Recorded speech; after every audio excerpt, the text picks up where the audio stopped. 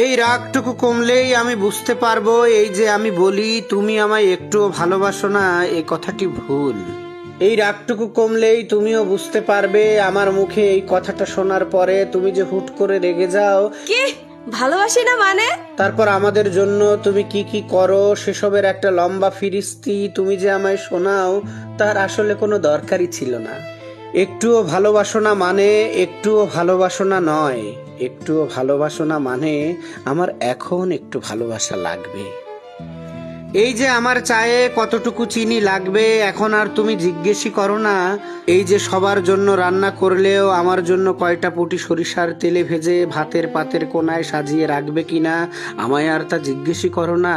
আমার ভালো লাগা, আমার অভ্যাসগুলো এখন তোমার মুখস্থ, এর নামও যে ভালোবাসা তা আমি জানি।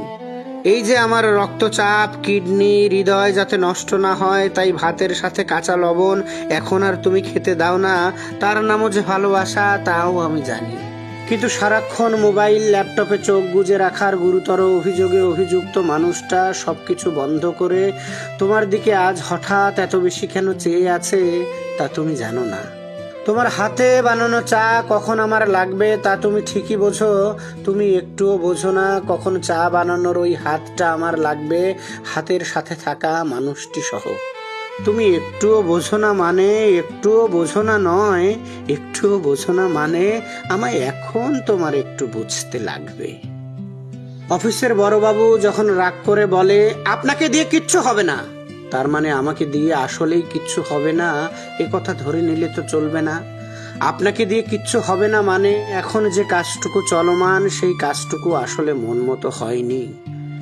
এরিয়া ম্যানেজারও ভালো করে জানে বড় কোনো টার্গেট দিলে অতটা বেশি বিক্রয় না হলেও কতটুকু হলেই কোম্পানির চাহিদা মিটে যাবে ঠিকই, তাই সে জেনে বুঝেই একটু বেশি বাড়িয়ে বলে।